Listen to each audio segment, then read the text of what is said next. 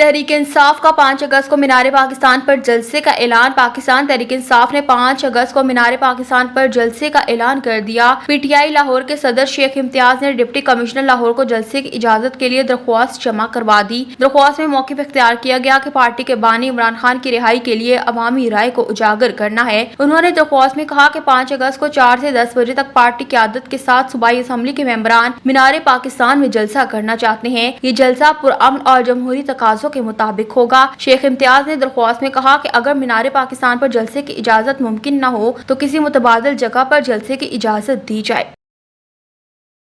پی T آئی کے 230 رہنماؤں اور کارکنوں کی عبوری ضمانت میں توسیع۔ اسلام آباد کی انسداد دہشت گردی عدالت نے پی ٹی آئی رہنماؤں کی عبوری ضمانت میں 8 ستمبر تک توسیع کر دی۔ انسداد دہشت گردی کے جج طاہر عباس سپرا نے 26 نومبر اور سپریم کورٹ کے باہر احتجاج کے مقدمات کی سماعت کی۔ عدالت نے پی ٹی آئی کے 230 رہنماؤں اور کارکنان کی عبوری ضمانت میں 8 ستمبر تک توسیع کر دی، جن میں بیرسٹر گوہر خان، بشرا بی بی، سلمان اکرم راجہ، عمر ایوب اور شبلی فراز سمیت کئی رہنما شامل ہیں۔ عدالت نے متعدد رہنماؤں کی حاضری سے استثناء کی درخواستیں بھی منظور کر لی۔ بیرسٹر گوہر زرتاج گل، عمیر نیازی اور لطیف کھوسہ ذاتی حیثیت میں پیش ہوئے۔ پی ٹی آئی کی جانب سے وکلاء ریاست علی، علی بخاری اور دیگر عدالت میں پیش ہوئے۔ یاد رہے کہ پی ٹی آئی رہنماؤں پر تھانہ مارگلہ، رمنا، کوسار سمیت دیگر تھانوں میں 19 مقدمات درج ہیں۔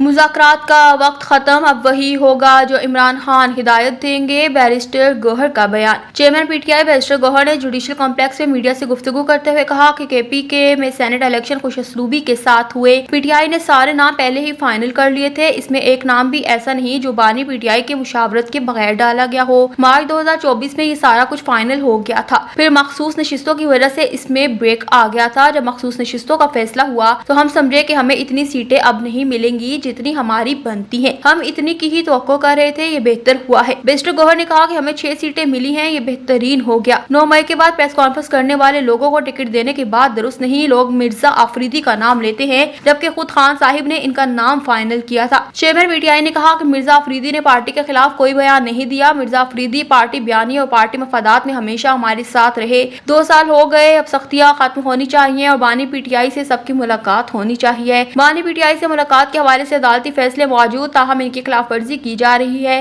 بانی پی ٹی آئی سے آخری ملاقات بیرسٹر سیف کی ہوئی، پھر ان کی بہنوں نے ملاقات کی، اس پر لوگ شکوک و شبہات کرتے ہیں۔ انہوں نے مزید کہا کہ پی ٹی آئی کے لوگوں کو نکالنا نہیں پڑتا، لوگ خود نکلتے ہیں۔ بانی پی ٹی آئی احتجاج کو جیل سے خود لیڈ کریں گے، اب مذاکرات کا وقت ختم ہو گیا، اب جو بھی ہوگا خان صاحب ہدایات دیں گے۔